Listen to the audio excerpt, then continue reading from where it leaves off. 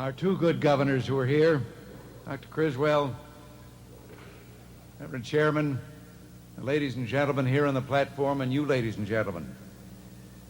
You know, a few days ago, I addressed a group in Chicago and received their endorsement for my candidacy.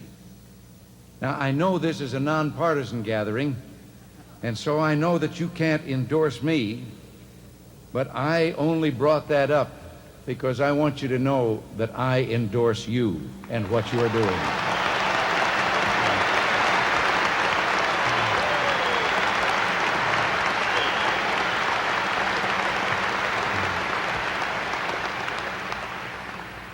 Since the start of my presidential campaign, I and many others have felt a new vitality in American politics, a fresh sense of purpose. A deeper feeling of commitment is giving new energy and new direction to our public life. You are the reason. Religious America is awakening, perhaps just in time, for our country's sake. I've seen the impact of your dedication. I know the sincerity of your intent, and I'm deeply honored to be with you here tonight. You know, I'm told that throughout history, man has adopted about 4 billion laws.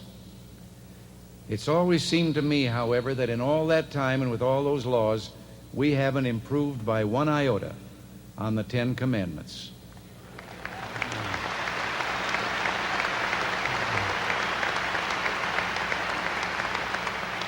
Today, you and I are meeting at a time when traditional Judeo-Christian values based on the moral teachings of religion are undergoing what is perhaps their most serious challenge in our nation's history.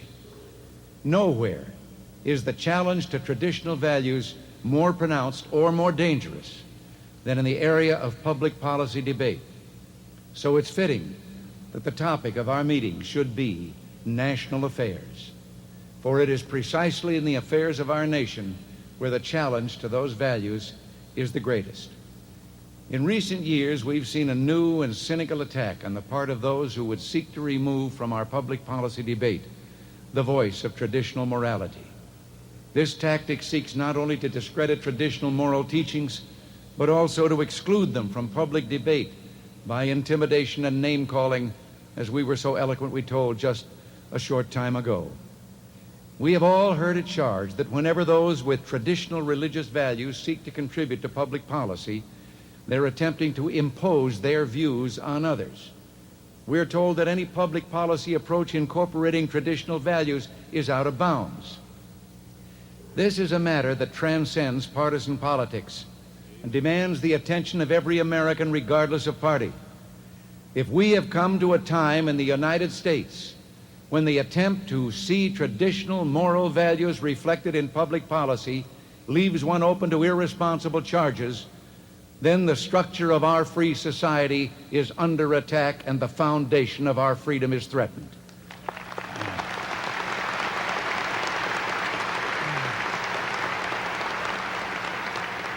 Under the pretense of separation of church and state, religious beliefs cannot be advocated in many of our public institutions, but atheism can. You know, I've often had a fantasy. I thought of serving an atheist a delicious gourmet dinner and then asking them, he or she, whether they believed there was a cook.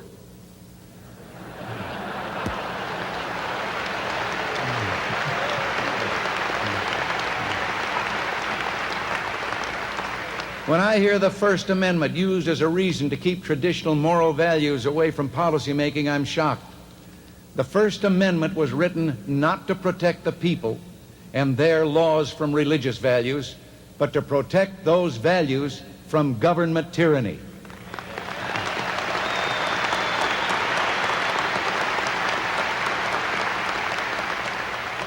This is what Madison meant when he drafted the Constitution and that precious First Amendment. This is what the state legislatures meant when they ratified it. And this is what a long line of Supreme Court decisions have meant. But over the last 2 or 3 decades, the federal government seems to have forgotten both that old-time religion and that old-time Constitution.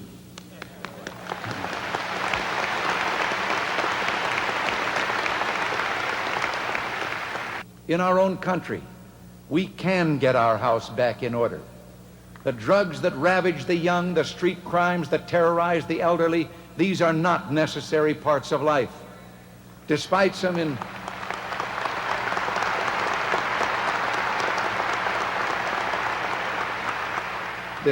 intolerable court decisions, we do not have to forever tolerate the pornography that defaces our neighborhoods,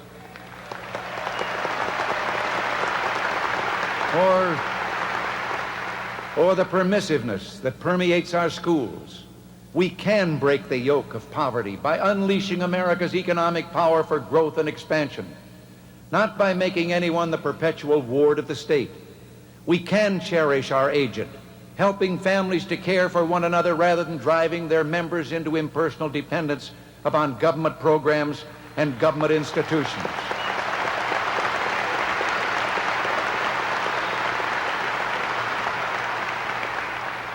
When I made the decision to seek the presidency, I quoted one of those early colonists who landed on the Massachusetts shore, telling the little band with him that the eyes of all mankind were on them and that they could be as a shining city upon a hill. Well, the eyes of all mankind are still upon us, pleading with us to keep our rendezvous with destiny, to give hope to all who yearn for freedom and cherish human dignity. We have God's promise that if we turn to him and ask his help, we shall have it. With his help, we can still become that shining city upon a hill.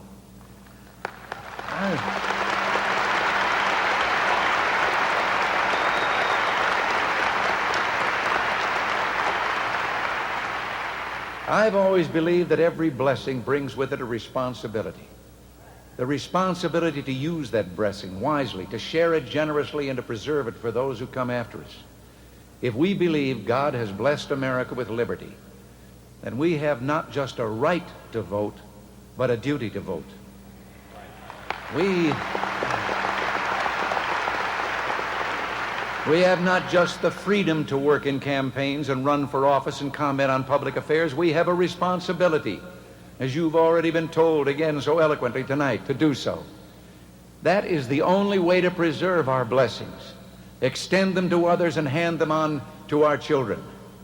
If you do not speak your mind and cast your ballots, then who will speak and work for the ideals we cherish? Who will vote to protect the American family and respect its interest in the formulation of public policy? Who, if not you and millions more like you, will vote to defend the defenseless and the weak, the very young, the poor, and the very old? When you stand up for your values, when you assert your civil rights to vote and to participate fully in government, you're defending our true heritage of religious liberty. You're standing in the tradition of Roger Williams, Isaac Backus, and all the other dissenters who established for us the rights of religious conscience. Much has changed since the Constitution guaranteed all Americans their religious liberty. But some things must never change. The perils our country faces today and will face in the 1980s seem unprecedented in their scope and consequences. But our response to them can be the response of men and women in any era who seek divine guidance in the policies of their government and the promulgation of their laws. When the Israelites were about to enter the Promised Land, they were told that their government and laws must be models to other nations, showing to the world the wisdom and mercy of their God. To us, as to the ancient people of the promise, there is given an opportunity, a chance to make our laws and government not only a model to mankind, but a testament to the wisdom and mercy of God. Let it be said of us,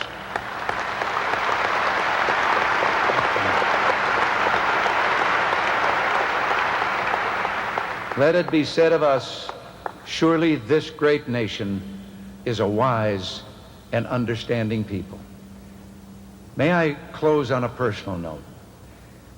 I was asked once in a press interview what book I would choose if I were shipwrecked on an island and could have only one book for the rest of my life. I replied that I knew of only one book that could be read and reread and continue to be a challenge. The Bible, the Old and New Testaments.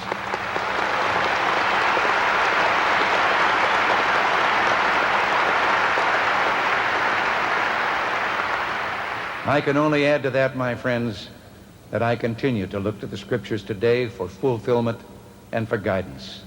Indeed, it is an incontrovertible fact that all the complex and horrendous questions confronting us at home and worldwide have their answer in that single book.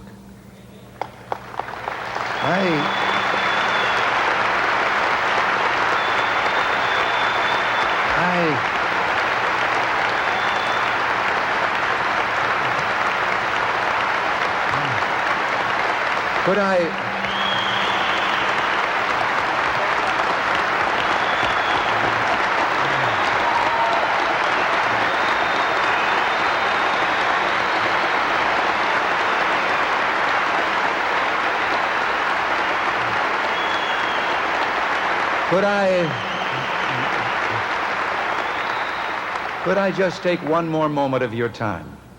And maybe here I'm telling a little story that you perhaps have already seen. I don't know how it is being circulated. I only know that it came into my hands by way of a friend.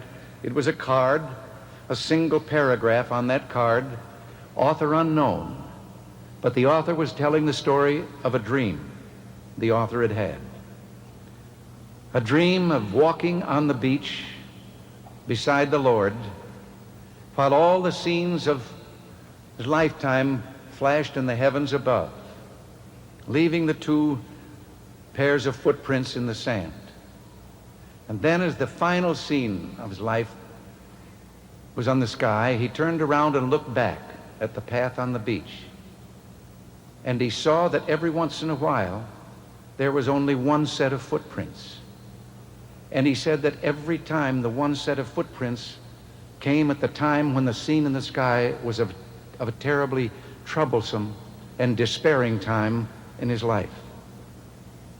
And he said, Lord, you said that if I would follow you, you would walk beside me, that I would always have your help. Why is it that in the times when I needed you most, you left me, and I see only one set of footprints?